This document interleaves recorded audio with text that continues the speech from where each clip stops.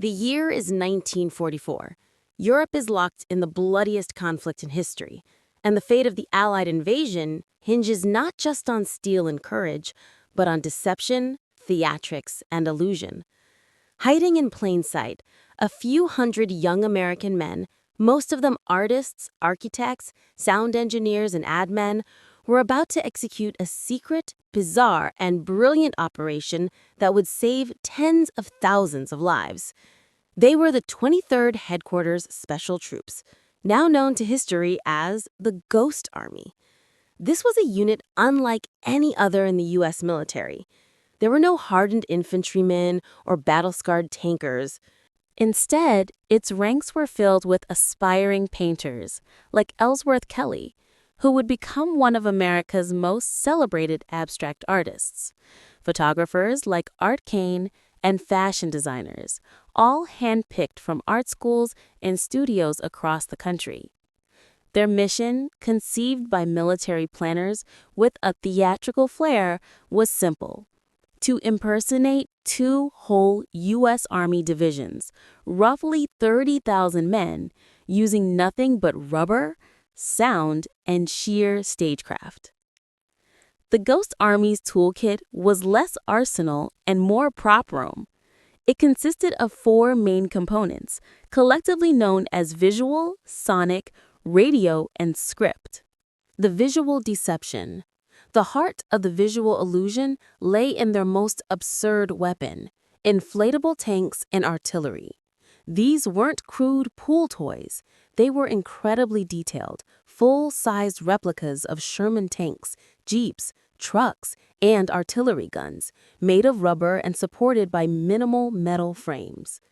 A crew of 4 men could inflate a 30-ton Sherman tank in under an hour using a small air pump. Placed strategically in open fields or forests, viewed from the distance or, more critically, from a high-flying German reconnaissance plane, these decoys were utterly convincing.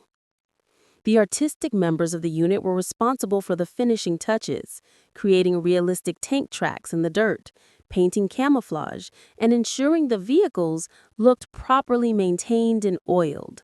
They even used small bulldozers to create the illusion of heavy vehicles having just departed a bivouac area. These rubber armies were their stand-ins, allowing real, combat-ready divisions to be elsewhere, massing for real attacks. The sonic deception.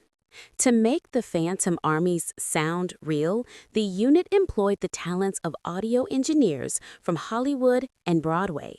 They recorded the authentic sounds of battle: tank columns moving, troops marching, artillery fire, and engineers building bridges at high volume.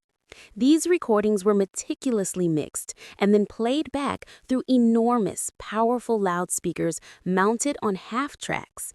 The speakers were so loud and the fidelity so high that the sounds could be heard up to 15 miles away. They didn't just play a continuous loop. The sound engineers created sophisticated sonic scenes. For instance, they might start with the sound of a large convoy moving into a position at dusk, followed by the muffled sounds of a camp at night, and then the sounds of the convoy moving out before dawn. This careful manipulation of sound tricked German intelligence, who relied heavily on acoustic reconnaissance to gauge Allied troop movements. The radio deception, perhaps the most crucial layer of the illusion, was the spoof radio operation.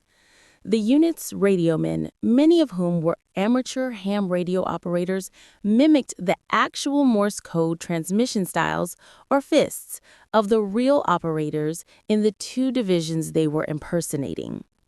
Military communication was highly formal, but individual operators developed unique rhythm and speed, their fist, that veteran German radio interceptors could recognize.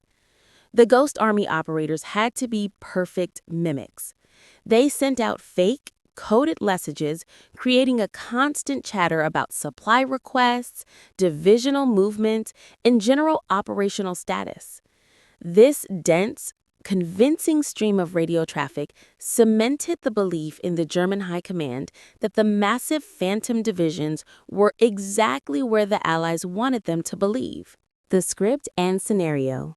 To complete the theatrical deception, the Ghost Army had to act the part. This was the script component. The unit soldiers would don the patches and insignia of the real divisions they were impersonating and drive uncamouflaged trucks in and out of towns during daylight hours, making themselves conspicuously visible to local spies or German sympathizers.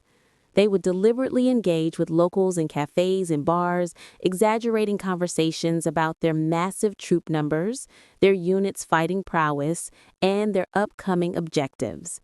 This process of soldiering, where they convincingly behaved as members of a real, large combat unit, ensured that any information gleaned by German human intelligence, HUMINT, corroborated the radio and visual signals. The Ghost Army's greatest hits. The Ghost Army performed its dangerous deception on the front lines in France, Belgium, Luxembourg, and Germany, staging more than 20 separate battlefield deceptions between June 1944 and the end of the war. One of their most critical missions was Operation Viersen in March 1945.